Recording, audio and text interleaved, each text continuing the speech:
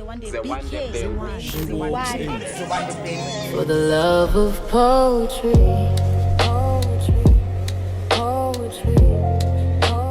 Sawubona and welcome to another episode of Poet Reacts. It's been quite a while since we did the last video, but I'm hoping to bring the series back in full steam again.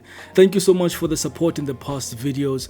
It really meant a lot. People sent me a lot of messages in my DMs and my social media platforms, as well as on the comment section, just letting me know who to react to. And I'm hoping that I will be able to get to all of those poems and poets in this season as I'm trying to do this again. I don't want to waste any more of your time. Today we are reacting to a poet named Oompa. I'm not sure if I'm pronouncing that correctly. It's spelled Oompa, and the title of the poem is Space-Time Continuum. Okay, let's get into it. When a massive star gives all of its fuel to surviving and runs dry, it will collapse in upon itself, and a black hole will form. The collapse will cause an exploding star or a supernova, and parts of that. What she's doing here is something that a lot of poets do, a lot of spoken word poets do, is at the beginning they like to give context for what is to come. So whatever is to come next as the poem goes, we can lean it against this backdrop that she's just given us. It limits interpretation sometimes, where instead of me seeing what you are saying in multiple different ways, I'm almost forced to lean it against what you gave me at the beginning. The collapse will cause an exploding star or a supernova, and parts of that star will be blasted into space. However, the gravity of a black hole is so strong, they say nothing, not even light can escape it. Before I knew who she was, the city told me stories of my mother, of her days.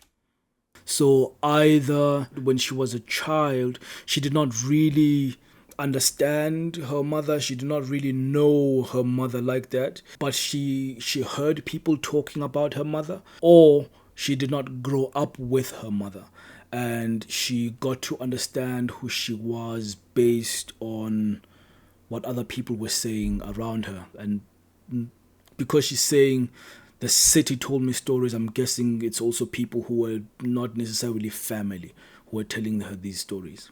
Of her days on stages like this one, how the hood lined up to see her perform, say she was destined. Okay, so her mother was a known performer. To be a star. Yeah. And those stories always end with, and then something went wrong, and then she went dark. I'm not a fan of this prosy writing. I find that it just lacks the poetry elevation. It just lacks layers. It's just a style that has become very popular in the US. I'm not a big fan of it, and I know a lot of people crushed me when I was talking about Rudy as well, when he was using that style. And then she went dark, said she had her first child in the middle of her first breakdown and hasn't stopped having either since. They recite life didn't. Since then, she's kept on giving birth. She's kept on breaking down. Deal her cards fairly, like an epitaph across her body. My mother is a black hole now. Oh. So an epitaph is a message to a person who's already passed. It's like a rest in peace type of message. What I'm getting from that is her mother almost lives as if she's honoring something or someone that has passed, like her existence is in honor of something that is already dead. Inside a black hole, time is measured in the distance that an object travels from the center. So when you're looking at something from inside it, you don't know if you're looking at the future or the past, like 20. I would have liked for her to explore more this idea of my mother is a black hole now. Let's see where she takes it. So when you're looking at something from inside it, you don't know if you're looking at the future or the past, like. Don't get me wrong, the concept is great. The founding concept is great, but it's just a lot of prose. 23 years ago, when my little sister was a fetus, my birth mother, a not-so-recovering crack addict with the help of her boyfriend, robbed a gas station at gunpoint, then fled. Last week, my little sister, 23 now, received a call from police. My birth mother was arrested, high, for the 23-year-old robbery, and it's hard to know if we're looking at the future or the past or if the light traveled at all. I fear the day I will stray to. Oh. Okay, so she took a very long prosy way to get to this idea that her mother is the black hole, and this is what I wanted her to do. She's done that now, right? She kind of explained how a black hole operates in relation to light, right? So what my mother did back then in her life 23 years ago is she's kind of dragged into her future, which is the present, and it's catching up to her now. So we don't know if we're looking at the past or we're looking at the future. That's, like I said, the core idea is just, it's amazing. I wish it was not so flooded with the prosy bits. That's dope. That's so amazing. Oh, I fear the day I was strayed too far from where I was born. And just when I think myself to be a supernova, her gravity will render me missing. Oh, Come back to find me, shove me into the dark of her inescapable body. She will call her gravity love. That's what I'm talking about. That's the poetry I'm talking about. It's like, and I'm talking about just layering. I'm talking about coding. I'm talking about, you say something, but it's just imbued with a lot more meaning than what you're saying. And that's the poetic device that I'm asking for, right? So I'm so scared of just being the supernova thing, because this black hole, I call her mother, will drag me back into, and then she will, oh my God, that's dope. That's amazing. Come back to find me, shove me into the dark of her inescapable body. She will call her gravity love. She will call what she's doing to me, this dragging me back towards her. She will call it love, because she doesn't know any other kind of existence. That's dope. I will fill it a casket. I will have to remember that this is how black holes love. Exactly. This is what I'm talking about. Just poetry. Dope. Mwah. And I swear I know she loves us. My second oldest sister knew it too. She ran away from home immediately after the first call we ever got from our birth mother. Yeah. And she went to visit. I wonder what she learned on that visit. Must be the way they have the same laugh. I won't mention this again, right? But she kind of fills the poem with these prosy bits. To me, it weakens the strong bits. It dilutes the poem overall. Must be the way they have the same laugh, or choice in men, or that they're always running from what will catch up to them. It caught up. My sister died in the hands of her not-so-recovered boyfriend. She was high and pregnant. My sister is a black hole now, or stuck in one. My sister's passed. She's a black hole now, or she's stuck in.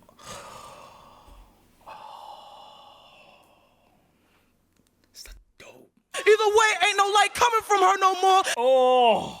Because black holes don't emit light. And perhaps this is the reason why my birth mother is leaving the two newest children in the custody of the two oldest surviving ones. It's because she knows astrophysics in a way college could never teach her. She understands the nature of black holes and its relationship to light. You can never get experience with that knowledge and how she acquired that knowledge. You cannot get that in college. It's just life. It's just life. And knows when she loves something, the only way she can love something, she is liable to crush it, even if all she wants to do is mother it. So it's not that Because she's a black hole. Dope. I'm not thankful to be a light and alive when everyone said I wouldn't be. It's just that you know what they say. The light don't fall too far from the black hole. Okay, so what she's done there is flip a phrase that we already know. The apple doesn't fall far from the tree. The light doesn't fall far from the black hole. So in some ways, I consider myself a light, and my mother is this black hole, but in some ways I am very much like her. Like my sister was very much like her. I too am like my mother, as much as I am light and she is this black hole. The light don't fall too far from the black hole, and neither of us have ever traveled far enough to know if that's true or not. I swear most days my head be in the stars. Even when my body won't get out of bed, I think my body's so afraid it's gonna inherit her epitaph, it won't even try. Oh, I'm so scared of becoming my mother. I don't even want to try living. It won't even try. You can't call what ain't try to failure. Can't pronounce what ain't lived dead. And this here. Yeah, if it hasn't tried, you can't say it has failed. If it hasn't lived, you can't say it's dead because it didn't live anyway. And all of that goes back to her point of not wanting to try and the fear of really becoming like her mother. Can't pronounce what ain't lived dead. And this here future is rooted so far back that our past is holding hands with our future.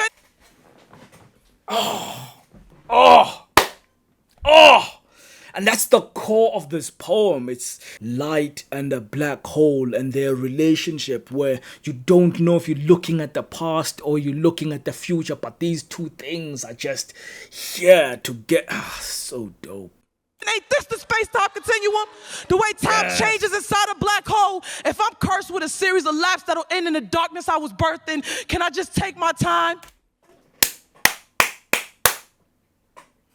If everything vele will end in misery, can I just take my time to get there?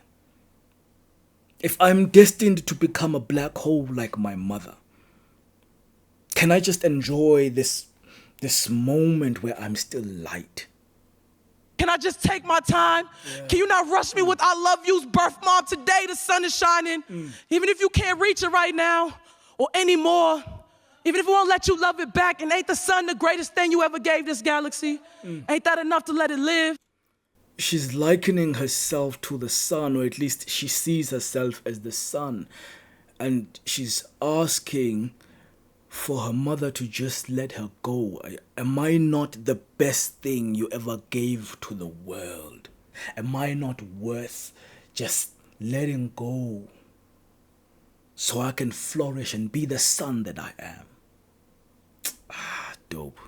Ain't that enough to let it live? To let it go?